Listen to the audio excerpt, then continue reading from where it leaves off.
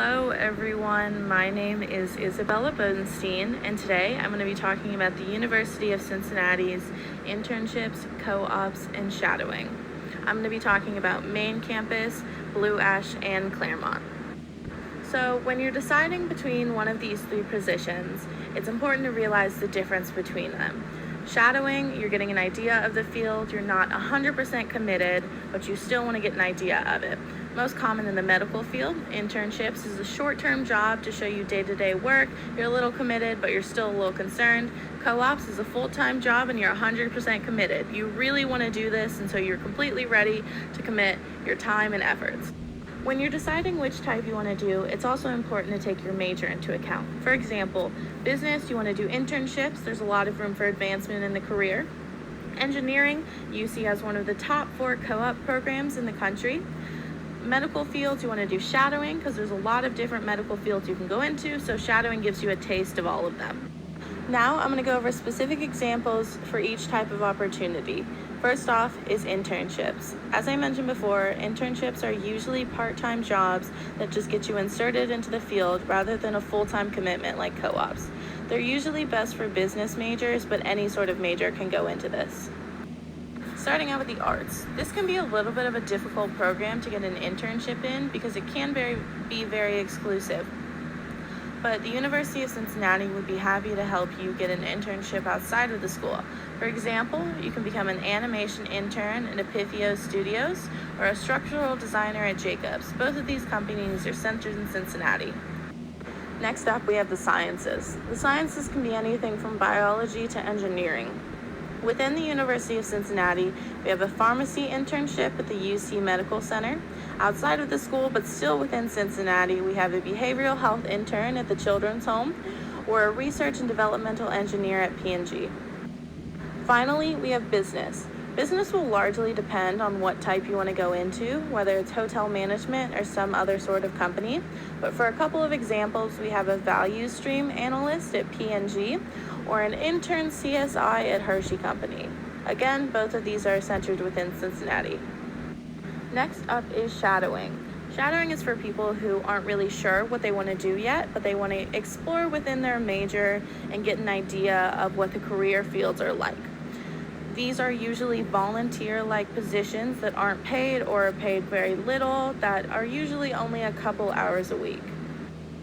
As I mentioned before, with art, this is a very hard program to get into shadowing for because it is such a specialized field. So I would suggest visiting the Excite Center. This is available at all 3 campuses, and they will help you find some sort of shadowing opportunity that may not be available to the general public. If you are a science major, shadowing is a really good option for your first couple years because it will really fine-tune what you want to do. So there's a lot of options available for science fields, especially medical. For example, there's a summer undergraduate research program in neuroscience. There's other research programs that are not in neuroscience if that's not something you're interested in, or there's a biomedical research rotation. As with art, business is a little bit of a difficult program to get shadowing in because companies are usually looking for someone that's pretty committed to the field. So I would suggest, again, visiting the Excite Center, especially because this center is known for interviewing skills and employer relations, which will build a good foundation. Finally, for co-ops. Co-ops are usually best for people who are in their last couple years or they are 100% committed to what they want to do. These are full-time positions that will work with your class schedule and are usually training you for a more permanent position within the company, even though this is not a requirement if you decide you would like to go someplace else. If you are some sort of art major, a co-op is probably your best bet because at this point you're fully trained and you know what you're doing. For example, we have a couple of different options: professional and purpose for fine artists, orientation to international cooperative education, and exploring culture, life, and work abroad. Science majors, no matter the type of major, have a ton of opportunities for co-ops, even though a lot of these will require at least an associate's degree, so it's best to plan for the last 2 years. For a couple of examples, we have Apple, Ethicon Endosurgery, GE Aviation, L'Oreal, and Microsoft, all huge companies that have a lot of opportunity for advancement. If you are some sort of business major, it's very important that you start co-ops as soon as possible. This will help you build connections within the field and will help you get jobs later on. A couple of good opportunities are AT&T, Bowlin Gaynor Investment Council, BMW, Cincinnati Bell, and Cincinnati Insurance Group. All of these have operations based within Cincinnati. If you're planning on going into one of these programs anytime soon, it's important to research COVID-19's effect within your program.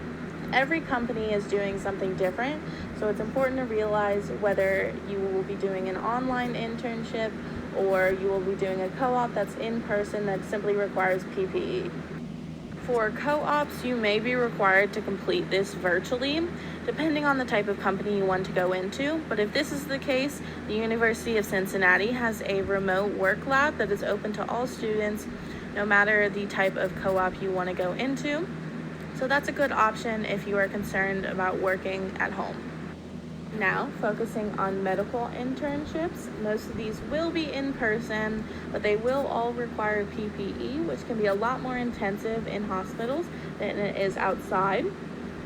The only issue is you could graduate late if you delay required internships. So if you're worried about going in person, it's best to research some sort of virtual internship that you can do. Next, focusing on shadowing within the medical field, this does have a lot more range of virtual options than internships or co-ops, but these virtual options will be very different than in person due to avoiding violating privacy agreements between patients and doctors. In conclusion, there is a lot of different opportunities for each type of program, even though a lot of these will be severely affected by the COVID-19 pandemic. I hope this has been helpful in helping you choose what you would like to do and see the different options based on your field. Thank you for your time.